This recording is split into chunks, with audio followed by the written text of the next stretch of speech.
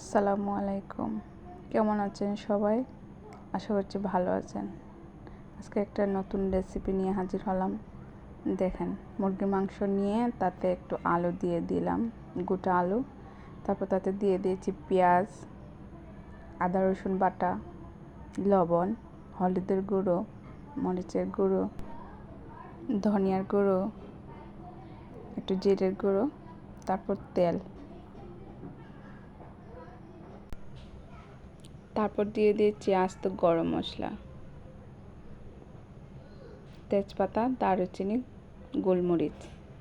তারপরে একটু গরম মশলার গুঁড়ো দিয়ে দিলাম। এখন আমি মাংসটা ভালোভাবে হাত দিয়ে মেখে নিলাম।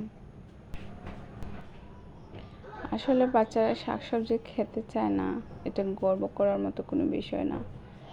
আমার কাছে খারাপই লাগে। আমি চাই বাচ্চারা সব কিছু খাক, শাকসবজি। দেখেন, আমি সিদ্ধ হওয়ার জন্য একটু পানি দিয়ে দিয়েছি। চুলার আঁচটা আমি হাইটে রেখে রান্নাটা করে নিয়েছি। সিদ্ধ হওয়া পর্যন্ত জাল করে নেব।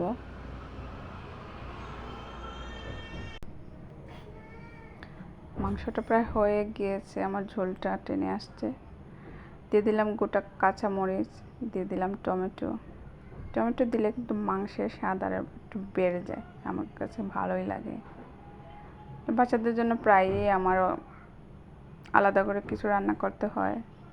মাদের জন্য খুবই কষ্ট, যে বাচ্চারা আসলে শাকসবজি খেতে চায় না। দেখেন, আমার রান্নাটা কমপ্লিট হয়ে গেল। খুবই অল্প সময় লাগে, অল্প সময়ের মধ্যেই আমি রান্নাটা করে নিয়েছি। বাচ্চারাও পছন্দ করে।